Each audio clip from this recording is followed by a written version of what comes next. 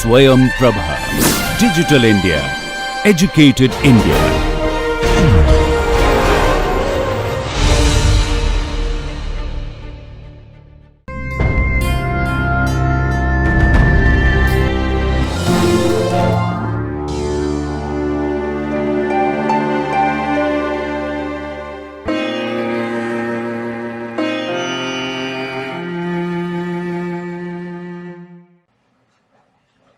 Welcome to Swayam Prabha, Channel 15.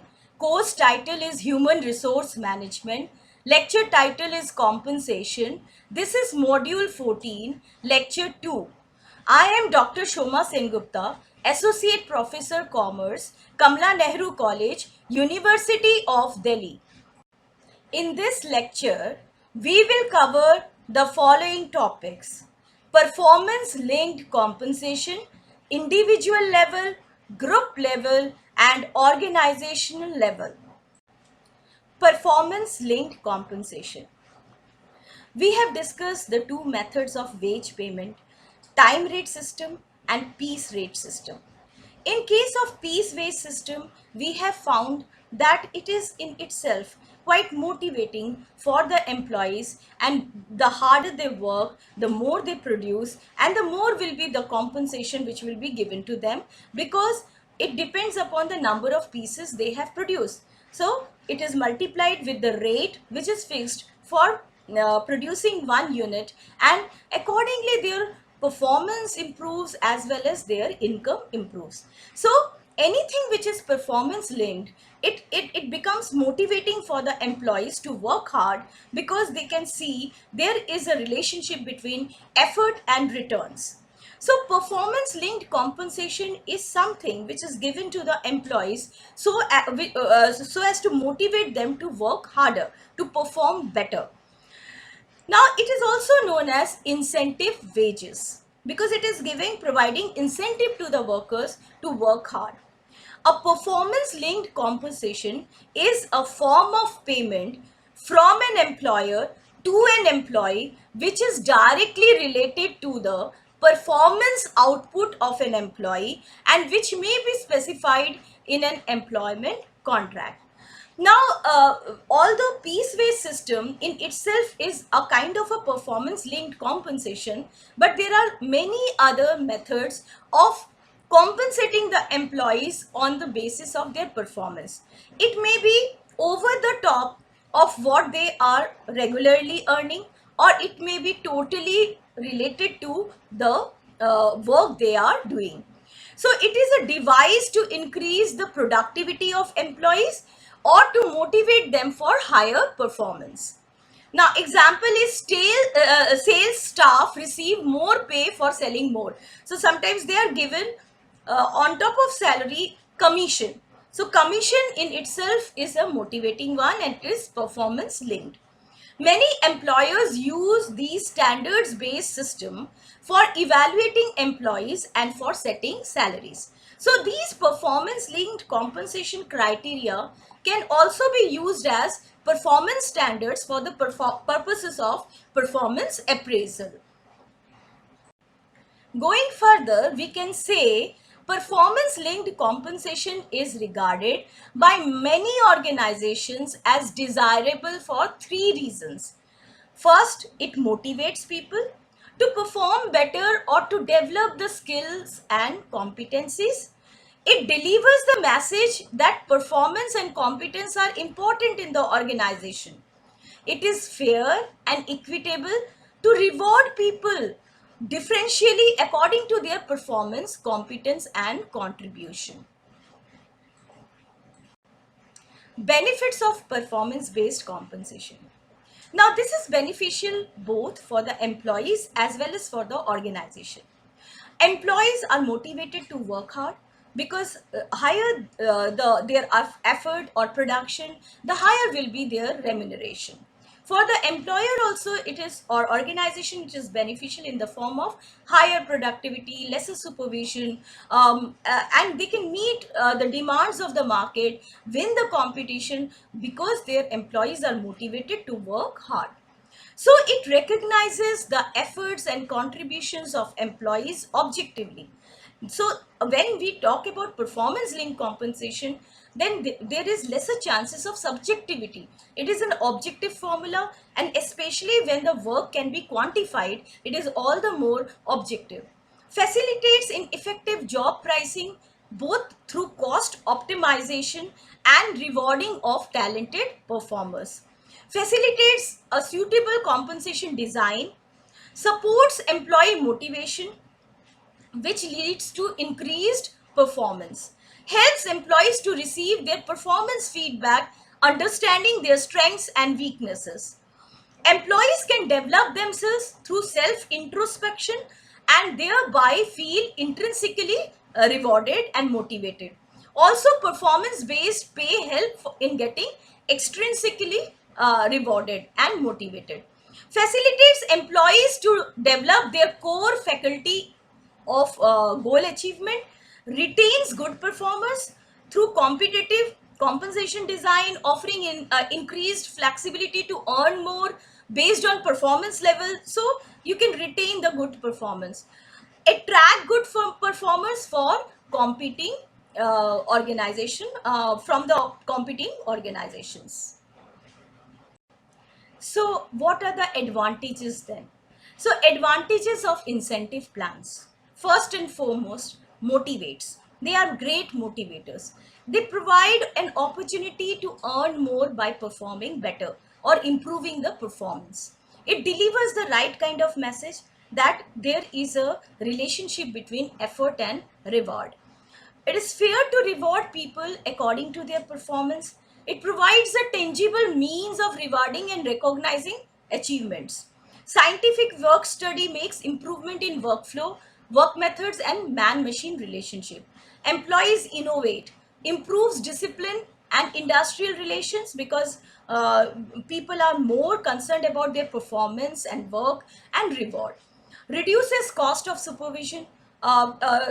Since the employees are self motivated, there is lesser need of supervision. Mutual cooperation and teamwork will be there because many of the performance linked or incentive plans are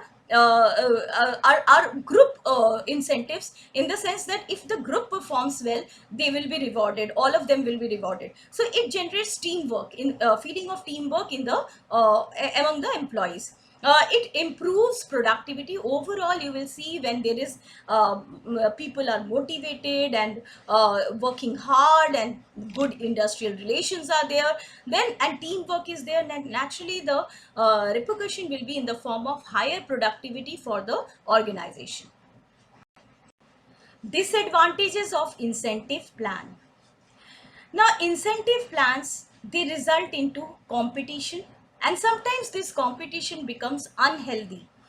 Also, jealousy and conflicts may be resulted because of these kind of plans. Employees, there is a tendency that they want to improve the performance, and in that way, they actually overwork and they sacrifice the quality. Not only that, they damage the expensive machinery, as well as the wastage of raw material also increases. It is not a guarantor or guaranteed motivator. So in some of the cases, if you are not able to achieve the targets or standards, you will not get anything. And sometimes there is no guarantee of minimum wages also. Criteria are often difficult, and it is sometimes impossible to meet such criteria. So if standards are too high and none of the employees are able to meet those standards, then what will happen?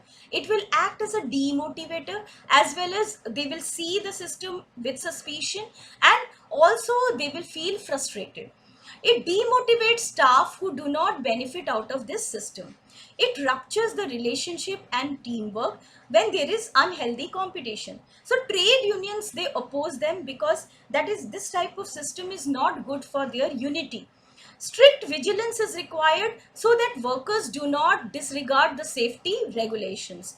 Difficult to revise standards and rates because of resistance by the employees. So once you have decided the method, the standards, the rates, now you will not be able to revise them because the employees will again resist such kind of changes.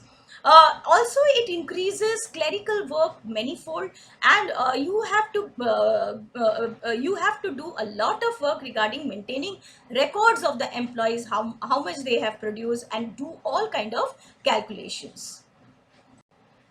So, how to make an incentive plan successful? So, essentials of sound incentive plans we are going to study. First of all, you have to gain the support of different groups. One is top management support. This is very important. If there is wholehearted support of top management, then an incentive plan can be successful. After all, these top management people will sanction a scheme, and if they can be convinced that that kind of scheme will be beneficial for the organization as well as for the employees, then of course there are greater chances of success. Then second is workers participation.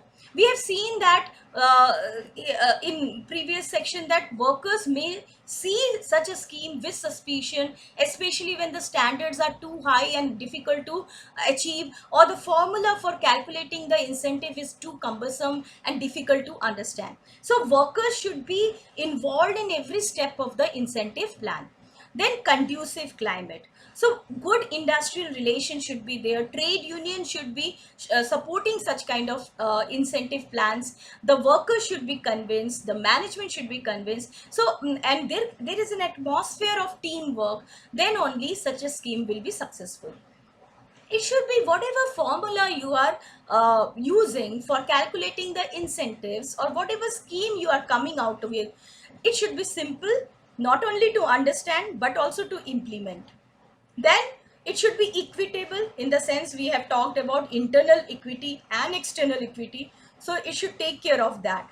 It should be economical to implement, not too much of work should be involved, or too much of cost should be involved in it. It should be flexible. Whenever there is a requirement, you should be able to make some changes in the system. Then guaranteed minimum wages. We will see the different plans, and we will find in some of the plans there is no guaranteed minimum wages, but that will lead to insecurity among the workers. So the schemes should be such that there should be an element of guaranteed minimum wages. Standards should be scientifically drawn through different types of motion, time and motion studies, and also scientific standards should be there. They should be reasonable, capable of being achieved. There should be ceilings on earnings, so that the workers do not overwork or damage the machinery. Adequate incentives should be there, prompt payment should happen, and there should be an appraisal system also, which will appraise the performance of the employees. There should be a grievance machinery, because many of the employees, they might have grievances against the wage system or incentive plan. So there should be a mechanism to take up their grievances and sort it out. Then finally, review and follow up. No system is perfect, so it should be continuously reviewed so as to find out any kind of lacunae if it has, and you have to follow it up and find out whether it is implemented properly or not, and if there is any problem, make suitable changes in the whole of the incentive plans. Types of wage incentive plans. Now, the wage incentive plans can be categorized into three groups: individual incentive plan, group incentive plan, and organizational incentive plans or programs. So, in individual incentive plans, here the reward is related to individual's performance. So, it is if one individual is working hard, producing more, so the incentive will go to him only and not to the other people who are not that efficient. So one person is responsible for his own task. The type of such plans are Halsey plan, Rowan plan, Emersion plan, Buduk's plan, Taylor's differential piece rate, Merrick's multiple piece rate plan, Gantt task plan. Now, group incentive programs, as the name suggests, incentives may be offered for raising group performance when individual performance is not measurable and there are group tasks. So, when there are group tasks and one person's job is dependent on other person's job, like in the case of assembly line also, their incentives can't be given to individual or individually, rather it is given to a group, and the objective is to raise the performance of the group as a whole. The type of such plans are Pristman bonus plan, Towns gain sharing plan, and Scanlon plan. The organizational incentive program, here they reward employees on the basis of success of the organization over a specified period of time. So here, if the organization as a whole performs well, then that reward will be given to the employees. These plans seek to promote a culture of ownership by developing a sense of belongingness, cooperation, and teamwork among all employees. The types of such plans are profit sharing or gain sharing, labor co-partnership, employee stock option plans, or ESOP. So these are the types of wage incentive plans. The first plan which we are going to discuss is Halsey or Weir plan. So this is an individual incentive plan. It was developed by F.A. Halsey and introduced in Weir Engineering Works, and that's why these two names, Halsey or Weir plan. First of all, standard time for doing a job is determined, and workers are encouraged to do the job in less than that standard time. So standard time will be found out through time and motion studies or any type of scientific way, and the workers are encouraged to do the job in less than the standard time. Now, they are given wages for the actual time they take to do the job. This is one part. But if they save time, they are also paid a bonus equal to 1/2 of the wages of the time saved. So, one guaranteed one, in the sense that whatever actual time they are taking into multiplied by the rate and plus the time saved, that is 50% of that wage will also be given to the workers as bonus. So in this example, if S is the standard time and T is the actual time taken and R is the rate of wages per hour, the total earnings will be T into R, that is time taken multiplied by rate, plus S minus T, that is the time saved, divided by 2 into R, or the same what we can do, T into R, plus for the bonus part we can just write S minus T, that is the time saved, into rate multiplied by 50%. So 50% benefit will go to the employee and 50% will be there for the employer.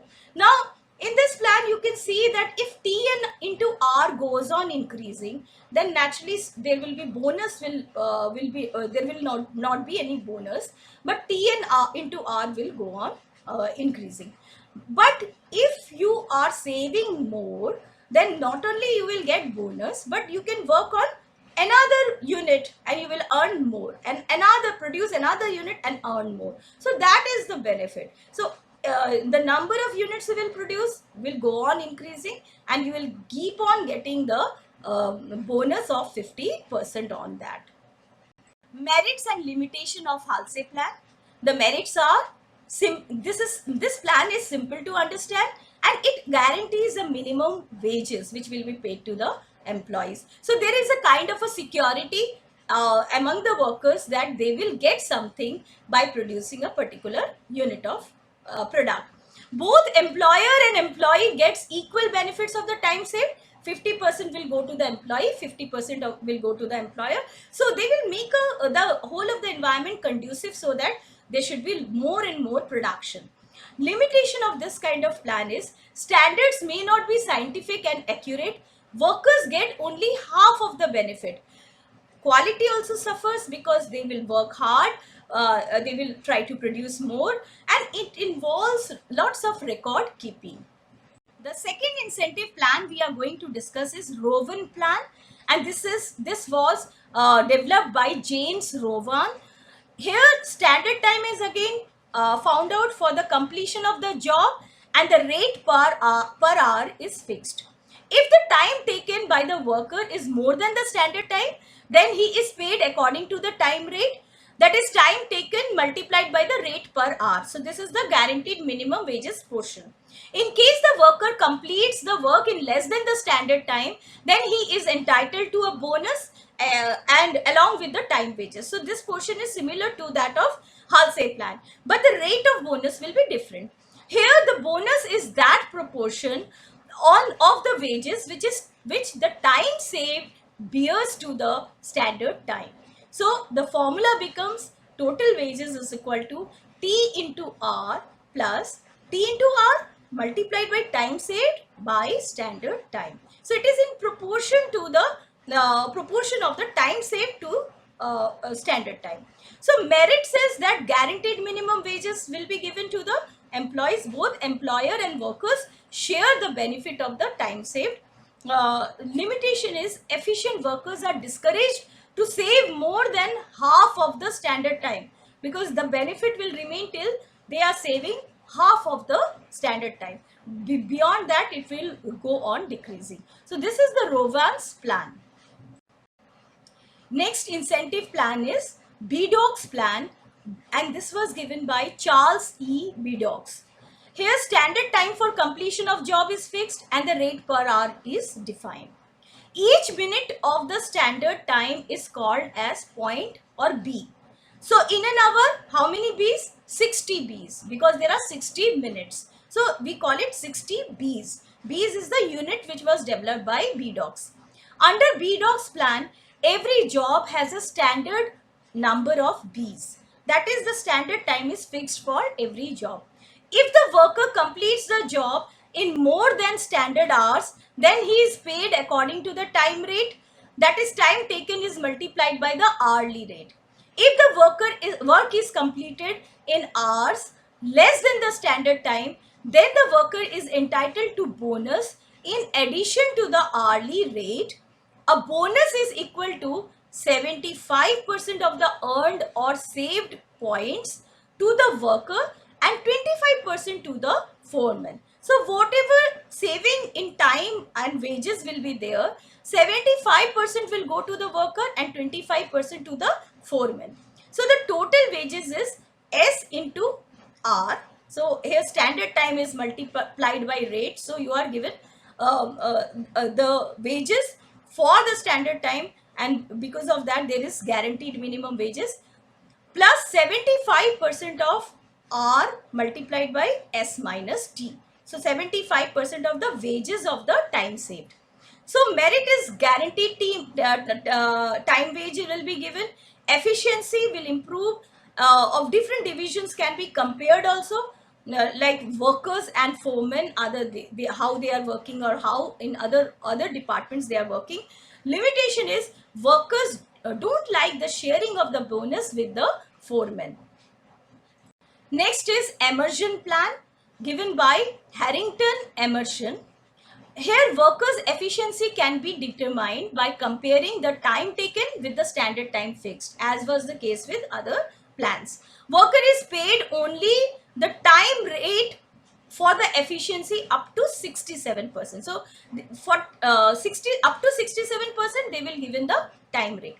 At 100% efficiency, the worker is paid the time wages plus a bonus of 20% of the wages earned. So here bonus will start accumulating for the worker. So 20%, even if you are just touching the standard time, so 20% bonus will be given to you. The worker is paid 1% additional bonus for each additional 1% efficiency. So we can say that after the standard of 30% standard, 30% bonus will be given to the workers. So total wages is equal to T into R plus percentage of bonus, which goes on increasing as you are saving the time, multiplied by T into R. So this is the formula. Merits are guaranteed time wage is there. It encourages healthy competition. The limitation is creates jealousies and standards may be too high to achieve. Taylor's differential piece rate plan. Now, this was one of the technique of F.W. Taylor's scientific management. This was introduced by, as I said, F.W. Taylor. The philosophy is workers should be paid on the basis of their degree of efficiencies. So with the help of time and motion study, now here it is scientifically determined that standard task and the time for completion of job is fixed, on the basis of which the performance of the workers is evaluated. Two piece rates are established.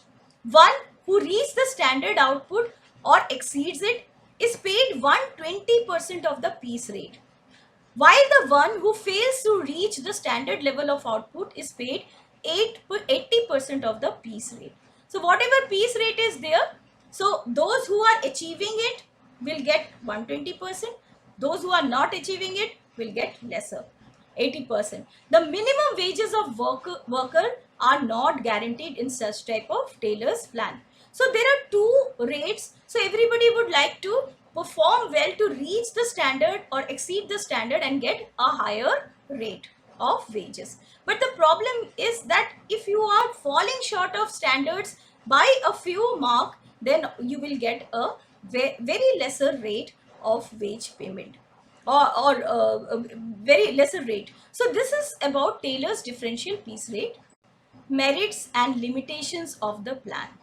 The merits are incentives to efficient workers. Inefficient workers are penalized but encouraged to reach the standards. This is scientific, standardized, improves work methods. Workers need not share the reward with the foreman or the supervisor. Limitations, no guarantee of minimum wages, so it leads to insecurity among the workers. It is harsh on inefficient workers, treats the workers as machine and not as human beings. Standards may be too high to achieve, and this leads to frustration. Merits multiple piece rate plan. Now this is a modification of Taylor's differential piece rate system. Here, rather than two, there are three piece rates which are used to distinguish between the beginners, the average workers and the superior workers. Workers producing less than 83% of the standard output are paid at a basic piece rate. Those producing between 83 to 100% are paid 110% of the basic piece rate. Workers producing more than 100% of the standard output are paid at 120% of the basic piece rate. So here it is a very motivating kind of a situation where you improve the performance and you are getting higher rates of wages. Merits are not as severe or harsh as Taylor's plan, since three gradations are there. It is more flexible. Demerits are minimum wages are not guaranteed here also, and it is liberal on for efficient workers and not for inefficient ones. Another plan, individual plan, is Gantt task system developed by Henry L. Gantt. Standard time is fixed for the completion of the task based on a careful time and motion study. The worker's actual performance is compared against the standard time, as we do in all the other cases, to determine his efficiency and make the payments accordingly. Guarantees the worker's time rate for the level of output below the standard. If the worker takes more than the standard time to complete the task, then his efficiency is below 100% and he is paid only the time wages. If the worker completes the task within standard time, then in addition to time wages, he is also paid a bonus which is varying between 20% to 50% of the hourly rate for standard time allowed for the task. So after the individual incentive plans, now we will discuss the group incentive plans. Now, incentives here may be offered for raising the good performance when individual performance is not measurable, and there are group tasks. As we have said that for say when a group of workers can perform together and then only the job will be completed, then it is a group task. Or assembly line, where the task of one is dependent on the task of another. So if one is completed, then only two can be started. So in such kind of situation, you cannot judge an individual's performance, and it will be futile, and because of that, a group's performance is evaluated, and bonuses and all other forms of incentives are given to the whole of the group. The bonus is calculated for a group of workers, and the total amount is distributed among the group members in proportion to the wages earned by each. Now, suitability of such a plan is where, when individual performance cannot be measured precisely, completion of the task is linked with the collective efforts of the group, and number of persons constituting a group is not large. So, their group incentive plans can work. So we will discuss the three group incentive plans of paying bonuses and gain sharing. First is Pristman bonus plan. Here a committee of workers and management sets the standards of performance. A minimum wage is guaranteed to each worker and supervisor. The group gets a bonus when actual output exceeds the standard. Now, this is easy to implement and promotes teamwork, but makes no distinction between efficient and inefficient workers. Now, next plan is town's gain sharing plan. Here, half of the savings in labor cost as a result of output in excess of the standard is distributed among the workers and foremen. Bonus is paid half yearly. The third group incentive plan is Canlon plan. It is a plant-wide scheme designed to involve workers in making suggestions for reducing the cost of operations and improving the work methods by showing the gains of increased productivity. Financial incentives are used to increase productivity and to reduce costs. Departmental screening committees are set up to evaluate employees' suggestions. All employees participate. Supervisors and managers make suggestions for improving productivity and cutting costs. Suggestions pass through screening committees, and if implemented successfully, all employees share the gains in the productivity. So it is a total system whereby the idea is to improve the performance of the group and make gains and share the gains among the members of the group. So these are the group incentive plans. Merits and limitations of group incentive plans. Merits are less chances of favoritism. Skilled and experienced employees are motivated to help and train the inexperienced ones. Creates teamwork and cooperation. Reduces need for supervision and control. The limitations are efficient workers are penalized for inefficiency of the inefficient ones, less motivation for individual workers, rivalries among the members of the group may defeat the whole purpose. Now we come to the organization wide incentive plans. One is profit sharing.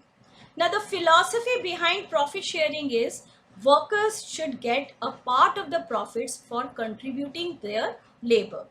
So, they are a equal partner in generating profits, so they should get a share of the profits as well. Profit sharing is a method of remuneration under which an employer undertakes to pay his employees a share in the net profits of an enterprise in addition to his regular wages. Now, features of profit sharing are: it is a voluntary agreement based on joint consultation between the employer and the employee. It is unit level or industry level. Payment is in addition to the normal wages and allowances. It is in proportion to the profits to be distributed, and this proportion is agreed upon between the two parties. Employees participating should be eligible for the scheme. So you can prescribe the eligibility condition like minimum years of services or qualification for the employees. Workers share the profit only and not the losses. So this is one feature which is again a kind of a negative one also, that when losses are there, then also workers expect some share of profits, but they do not contribute to the losses.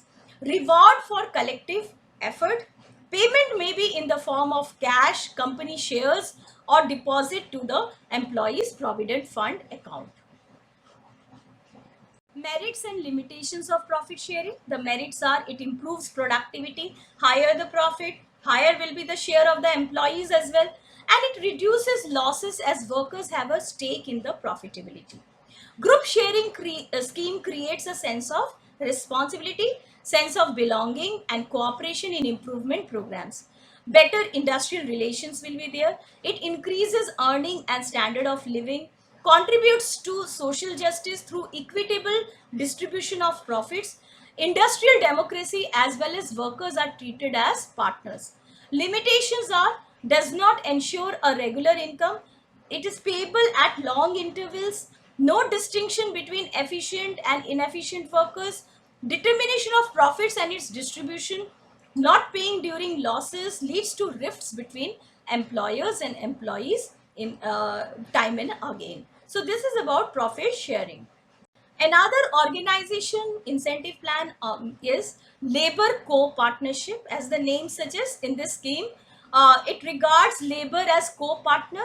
Workers will share in the profits which are accumulated and converted into shares of the firm at the market value, market rate. Workers are given a voice in the control and management like the shareholders. So co-partner, when they become co-partner, not only they share the profit, but they also have a share in the control of the organization. So merits are improves the status of the employees, they become the partners of the firm, participate in the management, improves labor management relations, becomes their workers become loyal and committed. Limitations of such a scheme is neither the employers want that the employees to have any say in the management, so they, even if they call them co-partners, they become, the workers become mute spectators only. Nor is it effective on the part of employees unless and until they become educated and experienced in the manner of management.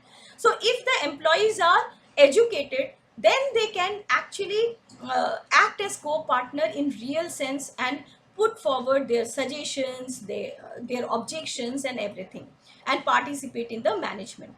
Trade unions, they opposes it because some will become the co-partners, other fail to do so. So it is bad for the a union or of the bonding between the workers of a trade union. Workers prefer bonus than in cash. So many of the workers, they want cash because a bird in hand is better than two in the bushes for them. So they want cash now and there only, rather than a kind of a share in the company or in the organization. The last plan which we are going to discuss is Employee Stock Option Plan, ESOP. It is an employee benefit scheme under which the company encourages its employees to acquire ownership in the form of shares. So they are encouraged at a lesser price, the shares will be given to the employees. These shares are allotted to the employees at a rate considerably lesser than the prevailing market rate. Apart from the employee benefit motive, ESOPs are also meant to align the interests of the employees with that of the shareholders. So when the employees will become the shareholders, they will work for the benefit of the organization or productivity or revenue of the organization, so that the share prices increases. As the share prices increases, the worth of or the wealth of the employee also increases. It is believed that employees who are also the shareholders will focus better on company performance and growth, so that the value of their shares appreciates. Now this type of approach or ESOP plan was there in Infosys, one of the topmost company of India. Now merits are highly motivated workforce will be there, more loyalty, high productivity, higher pay, benefits and overall wealth generation. The limitations are falling share prices results in losses to the employees. So and also, as the employees, they may see that cash bonuses now will be better than such kind of scheme. So that kind of feeling is there among the employees. So this is about ESOP or employee stock option plan. Summarizing this lecture, we can say performance linked compensation or incentive wages is a form of payment from an employer to an employee, which is directly related to the performance output of an employee and which may be specified in the employment contract as well. Incentive plan recognizes the efforts and contributions of employees objectively and motivates them, but it may lead to unhealthy competition. So there are merits and demerits of incentive plans. Individual incentive plans reward individual performances like Halsey's plan, Rowan's plan, and all other Taylor's differential piece rate plan. Group incentive programs include bonus offered for raising the performance of the group as a whole. Organizational incentive programs reward employees on the basis of success of the whole organization or over a specified period of time, like profit sharing, co-partnership, labor co-partnership, and employee stock option plan. Thank you, students. So this was compensation, module 14, lecture 2.